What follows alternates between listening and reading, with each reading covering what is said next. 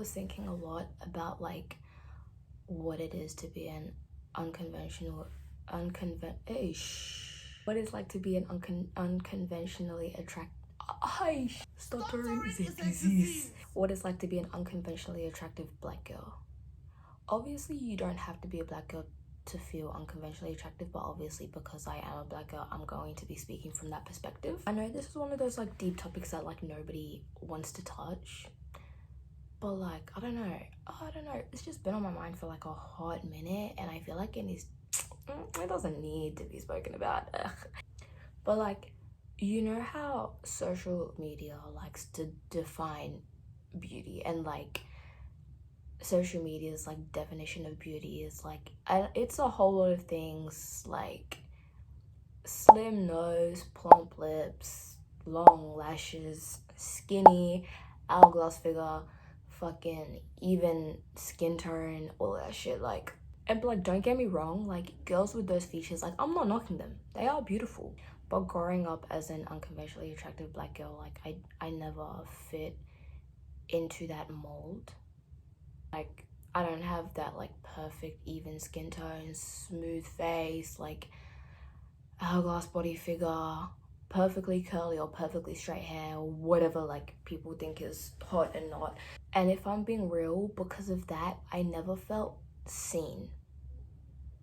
Like, you would never look in a fucking like beauty magazine and see a girl who looks like me. Do you know what I mean?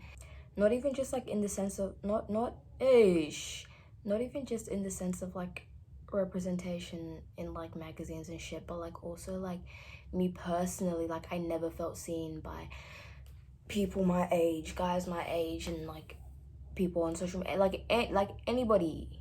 The only dudes that have like called me pretty are the ones that get bricked at 12 a.m. and beg you to send something. Ew!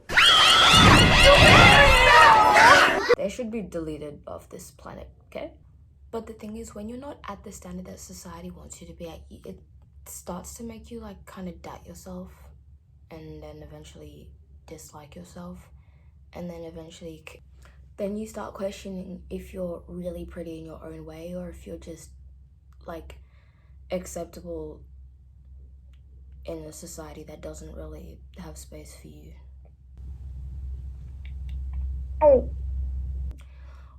Over the time, people have, or society has become more like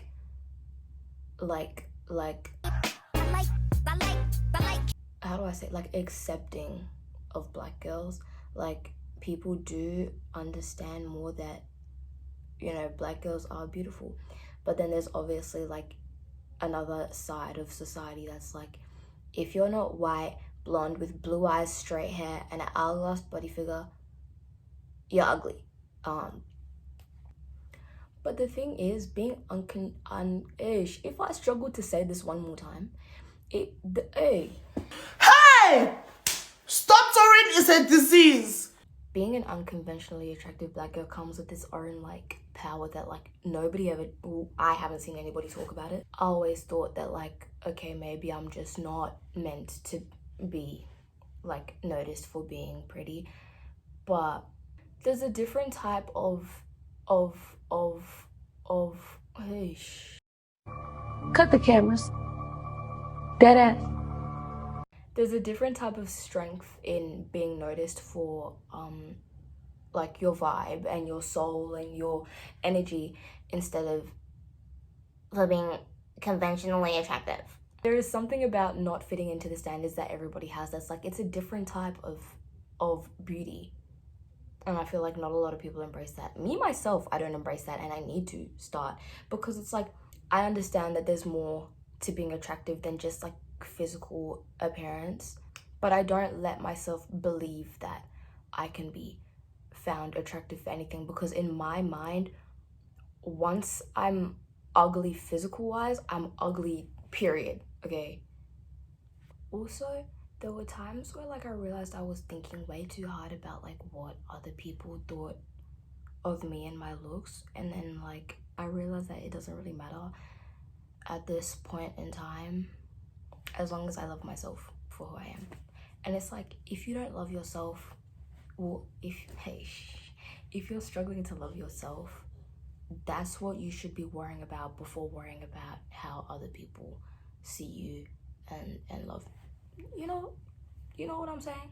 You know what I mean? It's hard, son. Word, you know what I mean? Word, you know what I mean? Especially when them books be, you know what I mean? You know, real thick. You should love yourself first, and then once you find someone who sees you and loves you the way you see and love yourself, like, it's like a whole new world will open up when you find someone like that.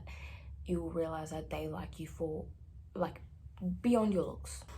I feel like there's this quiet confidence that comes from knowing that even if you're not the world's idea of perfect, you're still perfectly yourself. I feel like I went from one thing and then hopped to the other, and now, like, I kind of don't really make much sense. So I'm like, you're gonna, like, cut it up.